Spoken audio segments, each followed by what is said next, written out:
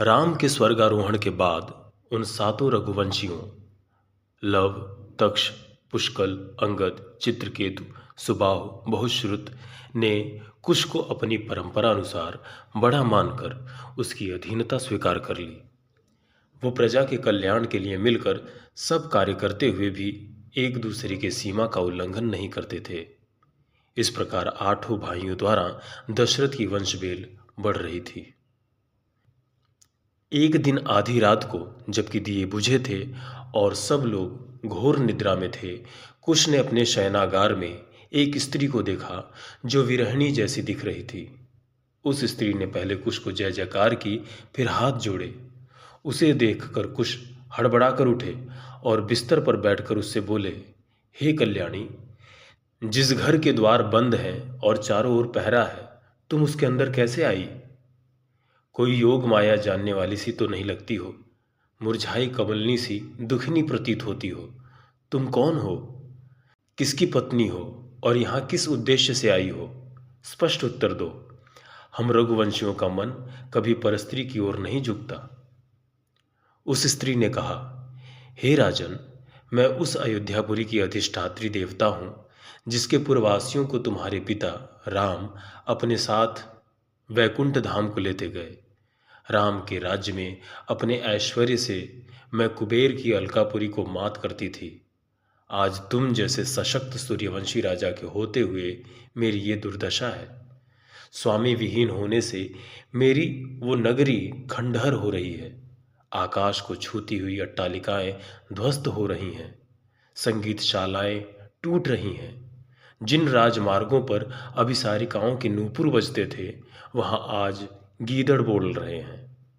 जिन बावड़ियों पर नागरिक स्त्रियों के पानी भरते समय मृदंग की जैसी ध्वनि होती थी, वहां जंगली भैंसों के सींग टूट रहे हैं। वो क्रीड़ा मयूर जो मेरे उद्यानों की शोभा थे, आज पेड़ों पर सो रहे हैं, क्योंकि उनके लिए बने आवास नष्ट हो गए हैं। मृदंगों का शब्द ना होने से वो नाच नहीं पाते। वनाग्नि से उनके पंख और कलगियां झुलस गई हैं। जिन सीढ़ियों पर सुंदरी बहुओं के पैरों के महावर के चिन्ह लग जाते थे, वहां आज हरिणों के रक्त से सने बाघों के पैर चिन्ह बन रहे हैं। कमल वनों में बने चित्रमय हाथियों के मस्तक वास्तविक हाथी समझकर शेरों ने फाड़ डाले हैं। लकड़ी के खंभों पर बनी सुंदरियों के चित्रों से रंग उड़ गए हैं। उन्हें चंदन वृक्ष समझकर सांपों ने लपेट लिया और उन पर अपनी केंचुल छोड़ दी है, जो चिपककर ओढ़नी जैसी लगती है। महलों में चूने की पुताई काली पड़ गई है। उन पर घास उगाई है जिससे चांदनी महलों के अंदर नहीं जा पाती। जिन उद्यान लताओं के टूटने के डर से विलासिनियां धीरे से झुकाकर फूल तोड़ा करती थीं, उन्हें जंगली कोल, भील, किरातों और बंदरों ने छिन्न भिन्न कर डाला है।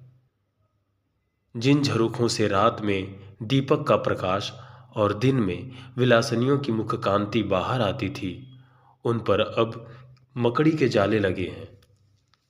सरयू नदी आज संतप्त हो रही है, क्योंकि उसके किनारे कोई ध्यान पूजा नहीं करता, जल में स्नान नहीं करता और विहार करने की वेद की झाड़ियां वहां नहीं रह गई हैं। अतः हे राजन, जैसे तुम्हारे पिता राम कार्यवश धारण किए मानव शरीर को छोड़ परमात्मा में अवस्थित हो गए, ऐसे ही तुम भी इस कुशावती को छोड़कर अपने पूर्वजों की राजधानी अयोध्या में चले आओ। कुश ने प्रसन्नतापूर्वक अयोध्या की अधिदेवता की प्रार्थना स्वीकार कर ली, तो वो भी संतुष्ट हो अंतर्ध्यान हो गई। प्रातः राजा ने अपने सभासदों को रात की घटना सुनाई, तो उन्होंने प्रशंसा करते हुए कहा, राजन, आपको राजधानी ने स्वयं वरण किया है, अतः अवश्य जाइए। तब राजा ने कुशावती क्षत्रिय ब्राह्मणों को सौंप दी और अनुकूल समय में परिजनों सहित अयोध्या को प्रस्थान किया। जैसे बरसाती वायु के पीछे बादल उमड़ते हैं, वैसे ही कुश के पीछे सेना भी उमड़ पड़ी। सेना के शिविर ही कुश की राजधानी जैसे लगने लगे, जिनमें ध्वजाओं की कतारें उपवन जैसी, हाथियों के झुंड क्रीड़ा फूलों जैसे, रथ भवनों जैसे लग रहे थे। आगे आगे चलती राज पताका, उसके पीछे सेना, ऐसा कोलाहल हो रहा था जैसे चंद्रमा के उदय होने पर समुद्र में ज्वार भाटा आ गया हो। चारों ओर सेना ही सेना दिख रही थी। मार्ग की जो धूलि उसके हाथियों के मदजल से कीचड़ जैसी हो गई थी, वही उसके घोड़ों के खुरों से चूर चूर होकर पुनः आकाश में उड़ने लगी। विंध्य की घाटियों में रेवा नदी के समान उस सेना के कोलाहल की प्रतिध्वनि गुफाओं में गूंजने लगी। मार्ग के रंगीन पत्थरों से रगड़ खाकर रथों के पहिए रंगीन हो गए थे। सेना के कलकल ध्वनि में मिला हुआ प्रयाण काल के बाजों का शब्द आकाश को गूंज रहा था। स्थान स्थान पर वनवासी किरात आदि विविध उपहार लेकर उपस्थित हो रहे थे और राजा कुश आदरपूर्वक उसे ग्रहण करता था।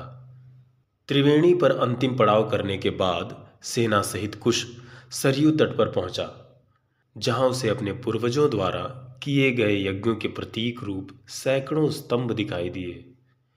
राजधानी अयोध्या में प्रविष्ट होते ही सरयू की शीतल, मंद और पुष्पों की गंध से युक्त वायु जैसे उस पर पंखा झल रही थी।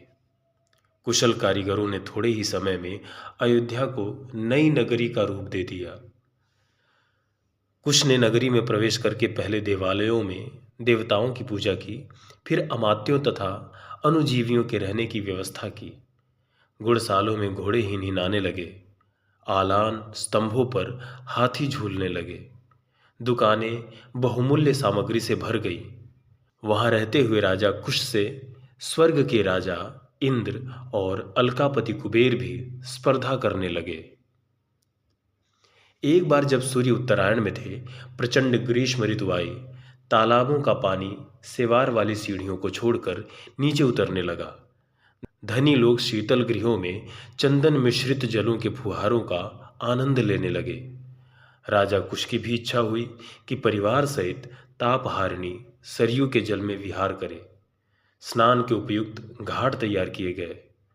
जाल डालकर तैराकों ने हिंसक मकर आदि को निकाल डाला।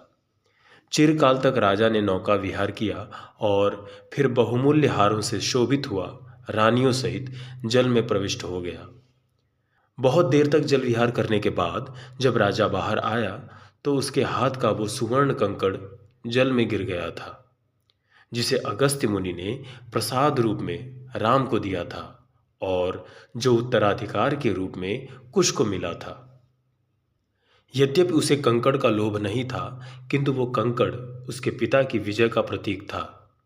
इसलिए उसने गोताखोरों को आदेश दिया कि उसे खोजे। उन्होंने बहुत प्रयत्न किया पर कंकड़ नहीं मिला, तो गोताखोरों ने विश्वासपूर्वक कहा कि बहुत ढूंढने पर भी कंकड़ नहीं मिला, लगता है उसे कोई नाग निगल गया है। ये सुनते ही राजा को क्रोध आया और उसने नागों का सर्वनाश करने के लिए गरुणास्त्र को हाथ में ले लिया। उसके हाथ में गरुणास्त्र देखते ही भयभीत हुआ नागराज अपनी कन्या सहित जल से निकलकर ऊपर आ गया।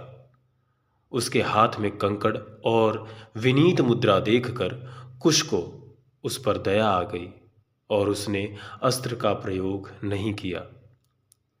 नागराज कुमुद ने त्रिभुवनपति श्री राम के पुत्र कुश को मस्तक झुकाकर प्रणाम किया और कंकड़ उसे देते हुए कहा, क्षमा करें, गलती से मेरी कन्या ने आपके हाथ से गिरे हुए इस कंकड़ को आकाश से गिरी हुई किसी ज्योति की तरह चमकता खिलौना समझकर ले लिया था। अब पुनः ये आपकी घुटनों तक लंबी निरंतर धनुष की प्रत्यंचा खींचने वाली, भूमि के भार को सफलतापूर्वक धारण करने वाली भुजा को शोभित करेगा और इस अपराध के प्रतीक स्वरूप मैं अपनी इस कुमुदवती नाम की कन्या को आपको अर्पण करता हूं, इसे स्वीकार करें। राजा ने प्रसन्नतापूर्वक उसकी प्रार्थना स्वीकार कर ली और नागराज ने सबके समक्ष कुमुदवती का उससे विवाह कर दिया। दिक्पालों ने दिव्य बाजे बजाए और आकाश से पुष्पों की वर्षा हुई। रघुवंश और नागवंश के इस दिव्य संबंध से सभी प्रसन्न हुए। नागराज विष्णु के वाहन गरुड़ के त्रास से निशंक हो गया और कुश नागों के उत्पात की चिंता से मुक्त होकर सुखपूर्वक अयोध्या में राज करने लगा।